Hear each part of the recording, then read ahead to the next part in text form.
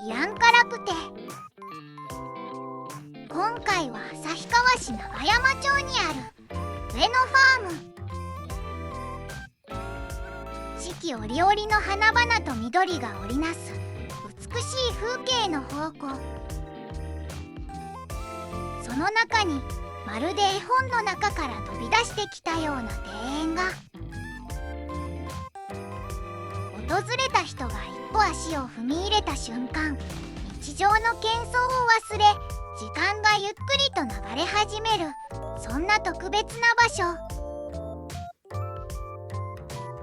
今回は上野ファームの歴史と庭園の魅力、そして四季の彩りをじっくりと紹介していく。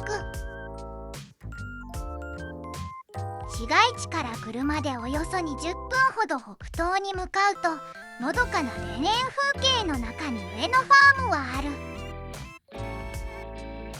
周囲には大雪山系の雄大な山並みが広がり、遠くには旭岳や十勝岳を望むことができる。近くには旭山動物園があり、美瑛や富良野へのアクセスも良好。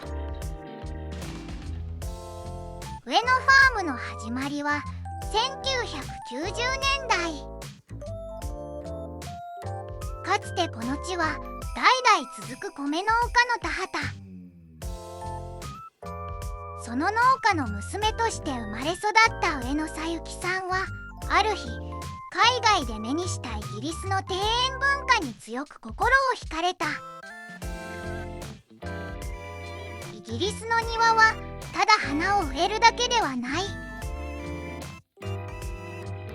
季節の移ろいとともに景色が変わり、訪れる人が何度来ても新しい発見を楽しめる。その奥深さと人と自然が寄り添う姿に感動したさゆきさんは、この文化を北海道にも広めたいと決意したんだ。帰国後、家族の協力を得ながら米農家の一角を少しずつ庭に変えていった。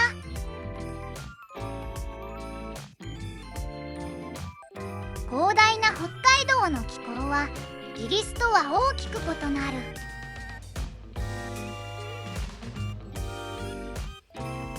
冬の厳しい寒さや雪の重みに耐えられる植物選びは試行錯誤の連続。やがて完成したのはイングリッシュガーデンをベースにしながらも、北海道の風土に合った植物で彩られた独自の庭園。2008年には古い納屋をカフェに改装し、現在の上野ファームができたんだ。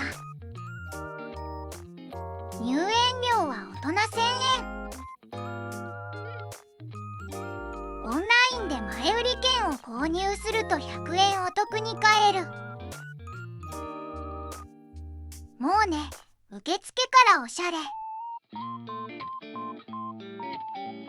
気合い入れて歩くつもりで行動予定を立てるのをおすすめ。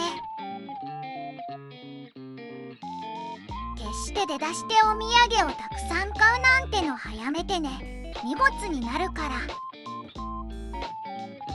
花たちをめでた後、戻ってきてから購入すべき。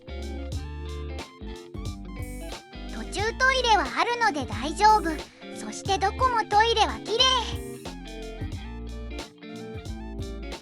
一番最初に迎えてくれるのは、花ちょうずがきれいに置かれている休憩所。大きなソファーがある全体的に写真スポットな場所から始まる。上野ファームにはノームというものがよく出てくる。ノームとはヨーロッパの民話や伝承に登場する小さな妖精。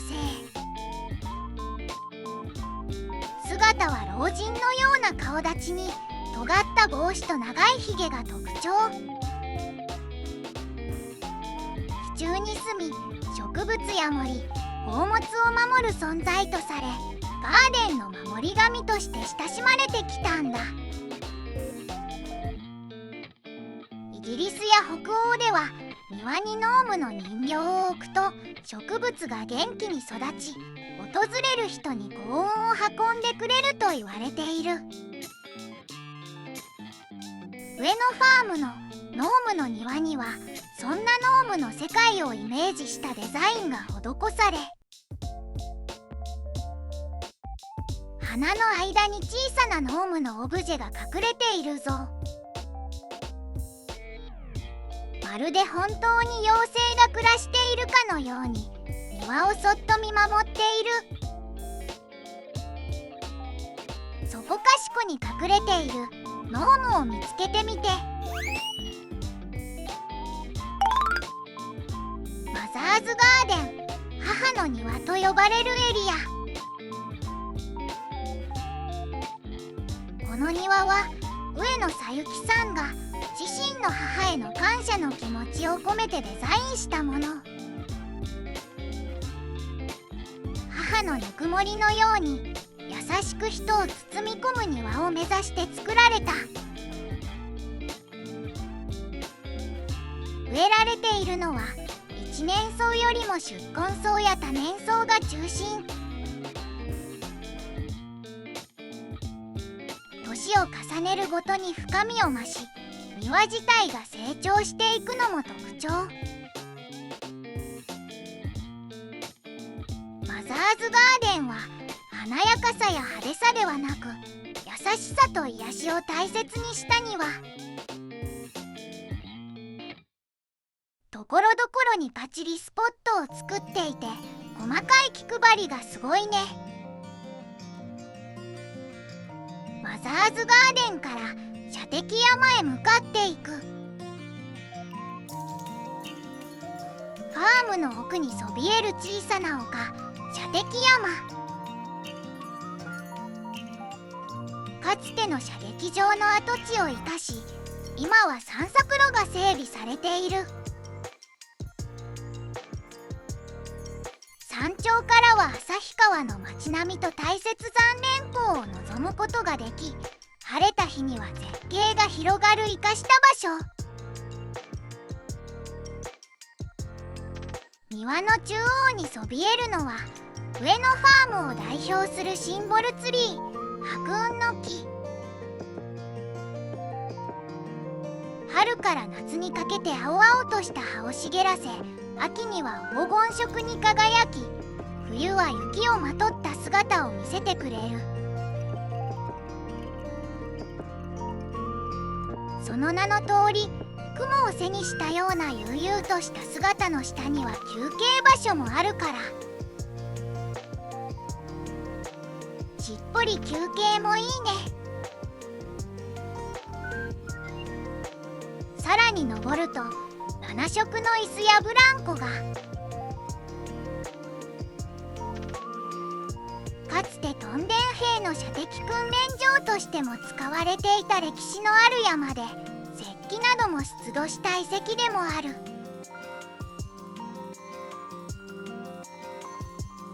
ずいぶん可愛く生まれ変わったね。人気のフォトスポットが白い扉。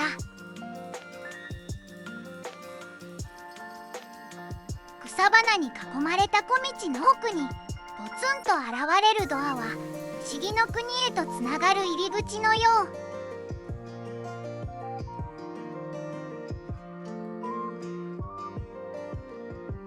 ドラえもん推しとしてはピンクの扉にしていただきたい。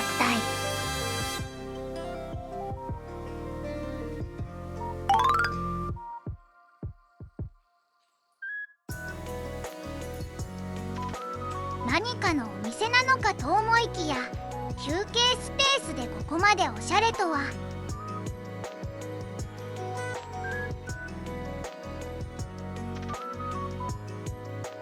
ところどころに置かれているソファーたちはと突然雨降ったらどうするんだろう。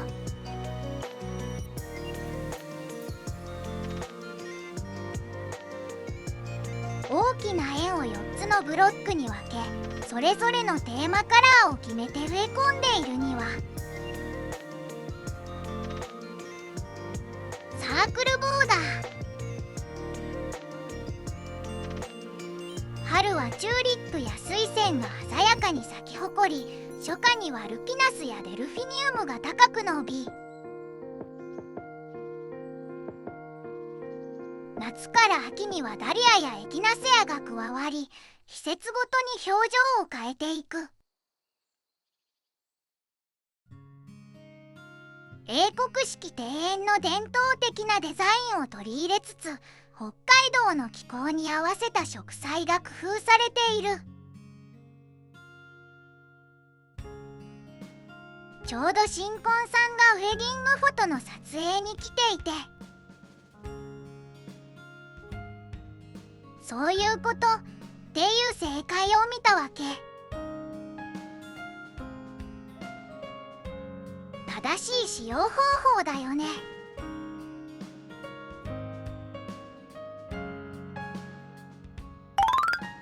ここからが一番広いノームの庭。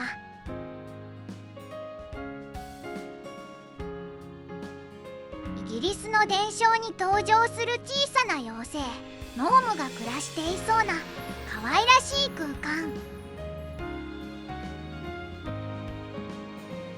低木や草花が立体的に配置され、まるで小人の国を訪れたような感覚に。背の低い植物や小さな花々、丸みを帯びた低木が優しく並び、まるで童話の1ページに迷い込んだような風景。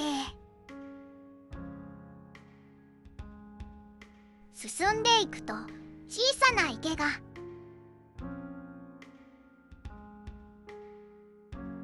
夏の池には睡蓮やハスの花が浮かび、風に揺れる姿はまるで絵画。水面に映る木々や空の雲はまるで庭がもう一つ広がっているような錯覚を与えるかも。ここで豆知識。ハスの葉はロータス効果と呼ばれる撥水性を持っている。水滴をつけてもすぐに転がり落ち、常に清らかな表面を保つ。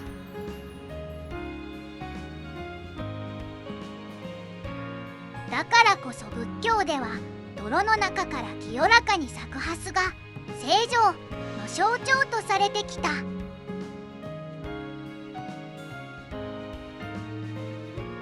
池のそばや芝生のエリアではちょっとユニークな光景にも出会える。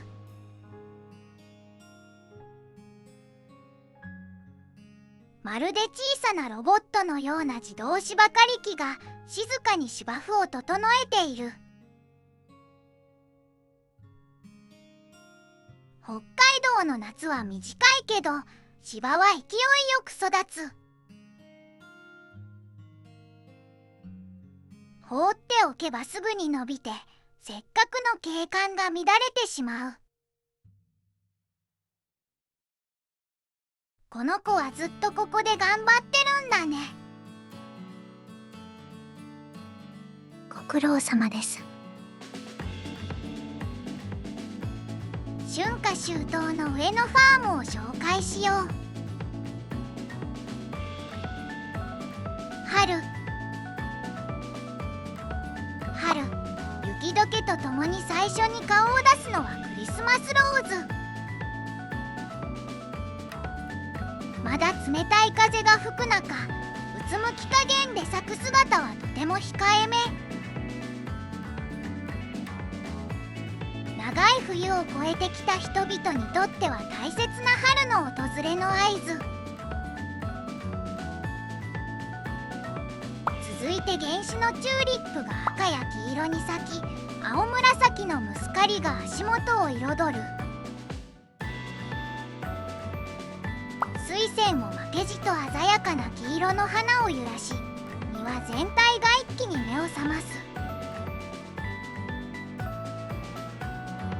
北海道の春は駆け足、本州なら2ヶ月かけて咲く春の花がここでは一気に開花する。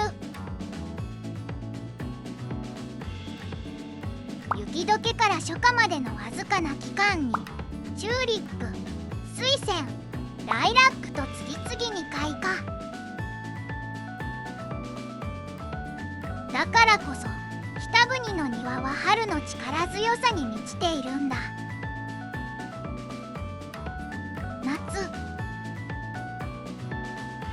夏のノームの庭を象徴するのは何といってもアナベル。大きな白い花を無数につけ、まるで雪のように一面を覆う。風が吹けば花がゆらゆらと揺れ、白い波のよう。写真映えするスポットとしても人気。小道のアーチにはクレマチスが絡み、紫やピンクの花が天井を彩る。背の高いデルフィニウムやルピナスが空に向かって伸び、青や紫の花水を揺らす。足元にはホスタやヒューケラの葉が広がり、影を涼しげに彩っている。北海道の夏は短く、植物にとってはラストスパートの季節。そのため一斉に咲き、色や高さで競い合うように花を広げる。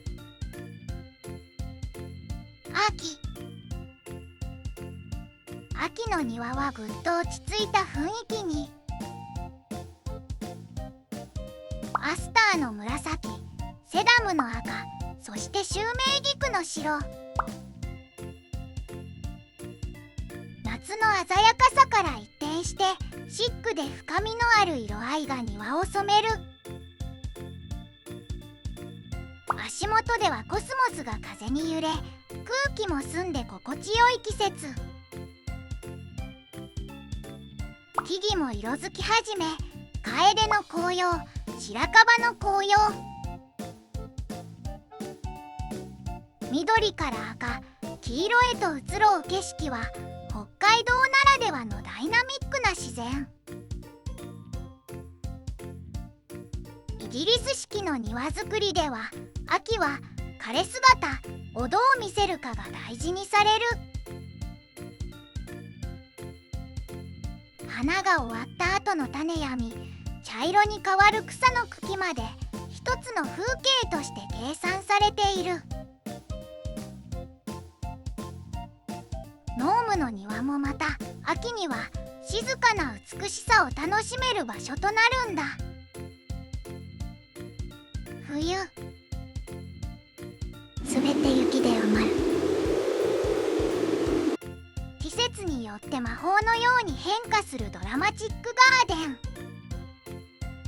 ちなみにキッズイベントをやっていて、園内にいるノームの数を売り場で伝えるとプレゼントがもらえるらしい。小学生以下だけどね、レベル高いよね。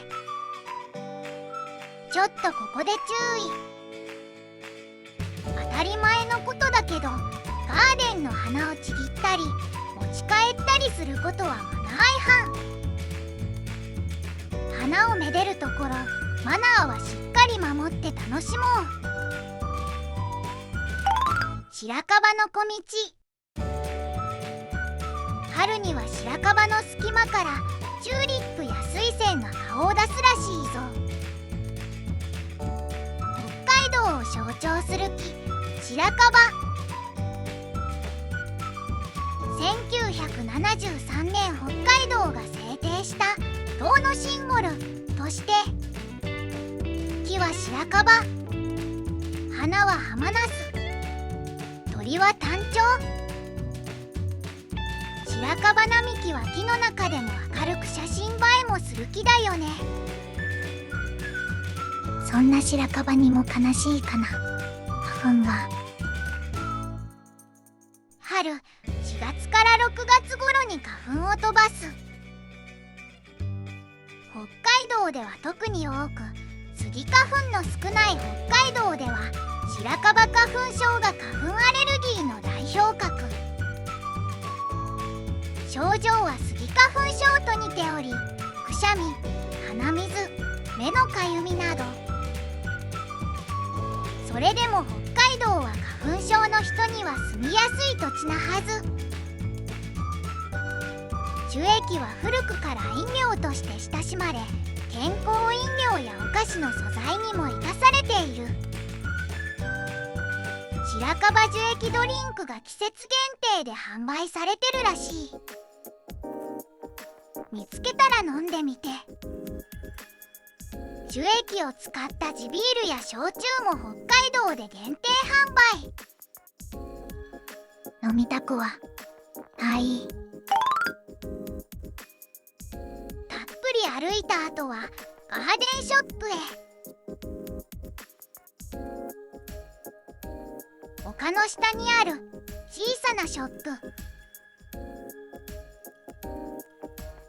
ここはただの売店ではなく、庭から生まれる暮らしの楽しみを体感できる場所。店内には上野ファームで実際に使われている宿根草の苗や花の種が並んでいる。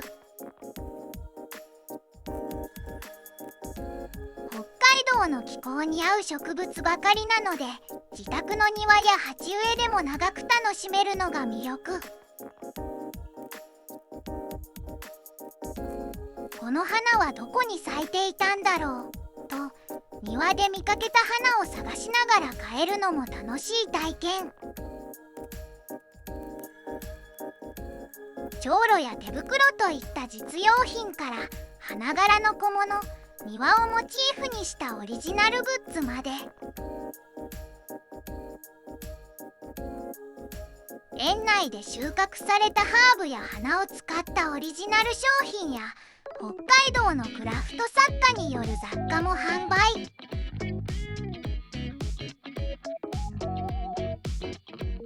上野ファームの世界観を自宅に持ち帰ることができる小さな扉のような場所。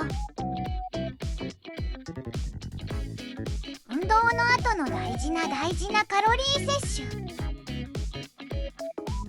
ここが重要。ソフトクリームを食べよう。ナヤカフェ。上野ファーム内にあるカフェ。築65年以上経った古い納屋を大改造して2008年よりオープンした納屋カフェ。北海道の素材をできるだけ利用した軽食やスイーツなどが楽しめる。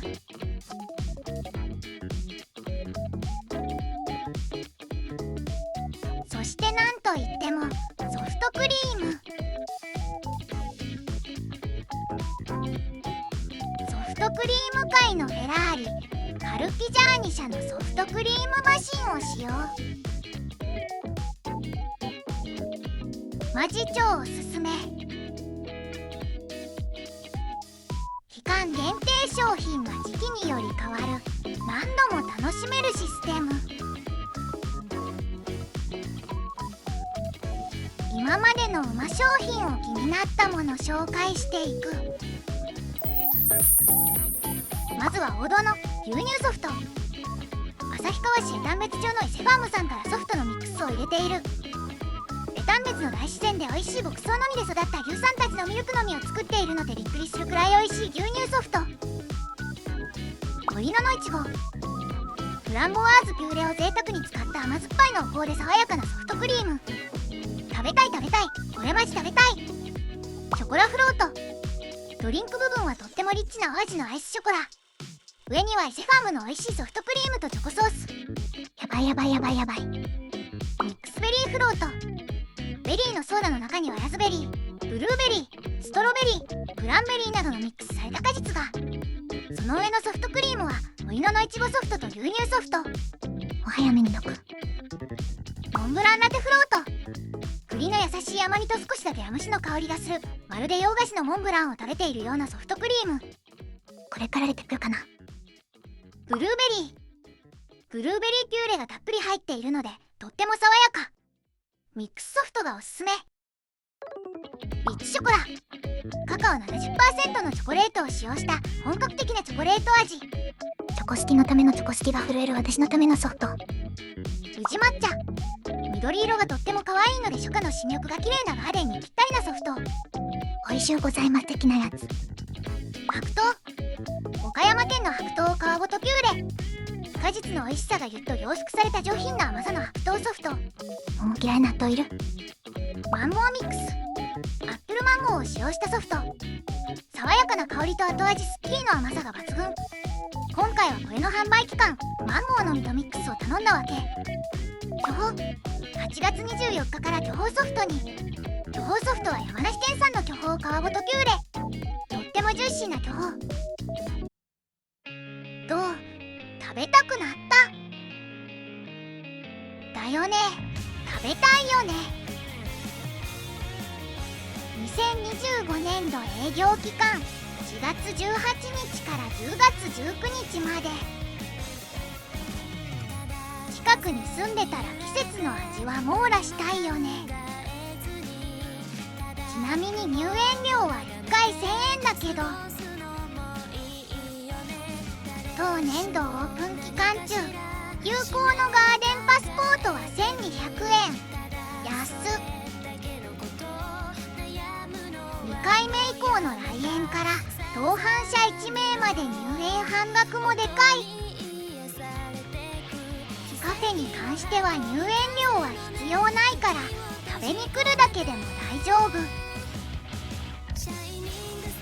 定休日はなしの10時から5時までの営業。上野ファームは北海道の北海道ガーデン街道の一つ。旭川から富良野、さらに十勝まで庭を巡る全長約250キロのルートで全国からガーデン好きが訪れる観光の人気コース。その中でも上野ファームは宿根草を中心に北海道の気候に合った庭作りを展開し、北国ならではの四季の彩りが楽しめる場所として高い評価を受けている。上野ファームは冬季には雪に閉ざされ、庭は休眠期に入る。春から秋までさまざまな姿をインスタグラムでも上手に載せてくれてるから、ぜひ概要欄から見てみて。なんだかんだ花より団子の人が紹介するとこうなるわけ。高評価、チャンネル登録よろしくね。したっけ？またね。